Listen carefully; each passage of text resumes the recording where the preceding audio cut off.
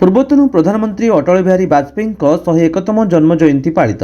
ବଲାଙ୍ଗୀର ଜିଲ୍ଲା ପାଟନାଗଡ଼ ରାଜଖମାରଠାରେ ଭାରତର ପୂର୍ବତନ ପ୍ରଧାନମନ୍ତ୍ରୀ ରାଷ୍ଟ୍ରନାୟକ ତଥା ଭାରତରତ୍ନ ଅଟଳ ବିହାରୀ ବାଜପେୟୀଙ୍କ 101ତମ ଜନ୍ମ ଜୟନ୍ତୀ ପାଳିତ ହୋଇଯାଇଛି। ଜିଲ୍ଲା ବିଜେପି ଉପସଭାପତି ସୁଶାନ୍ତ ମହାନ୍ତିଙ୍କ ସହ ପାଟନାଗଡ଼ ନଗରର କାର୍ଯ୍ୟକର୍ତ୍ତା ଯୋଗଦେଇ ସ୍ୱର୍ଗତ ବାଜପେୟୀଙ୍କ ଜୀବନୀ ଓ ଲୋକକଲ୍ୟାଣ ପାଇଁ କରିଥିବା ଯୋଜନାକୁ ବର୍ତ୍ତମାନର ପ୍ରଧାନମନ୍ତ୍ରୀ ନରେନ୍ଦ୍ର ମୋଦି ସରକାର କରୁଥିବା କହିଥିଲେ। ଉକ୍ତ ଉତ୍ସବରେ ବହୁ ବିଜେପି କର୍ମୀ ଉପସ୍ଥିତ ଥିଲେ। आज आमर अटल बिहारी वाजपेयी 101तम जन्म शतवार्षिकी आम पाटनागढ़ आमर बीजेपी कार्यालय राजखमार आम बहुत आडंबरपूर्ण हिसाब से आम पालन करूँ।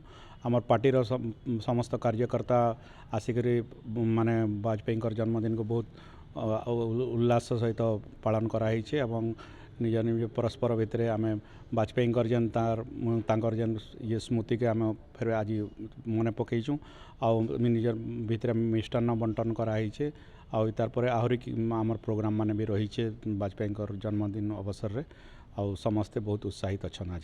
बलांगीर अंजु पृष्टि रिपोर्ट विश्व विजयी न्यूज ओडिशा।